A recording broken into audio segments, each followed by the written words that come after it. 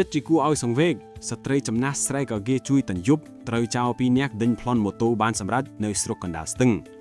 ករណីប្លន់ដ៏សាហាវមួយបានកើតឡើងបង្កឲ្យមានការភ្ញាក់ផ្អើលនិងក្តីអាណិតអាសូរយ៉ាងខ្លាំងនៅលើបណ្ដាញសង្គម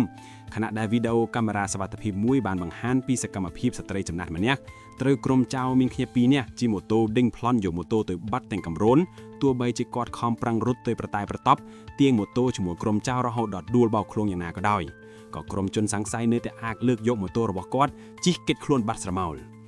អ្វីដែលគួរឲ្យសោកស្ដាយបំផុតនោះគឺក្នុងអំឡុងពេលកើតហេតុហាក់ដូចជាគ្មានអ្នកណាម្នាក់បានលឺឬចេញមកជួយគាត់ទាន់ពេលវេលានោះឡើយបន្សល់ទុកឲ្យស្ត្រីរងគ្រោះជ្រោយយំតែម្នាក់ឯងយ៉ាងវេទនា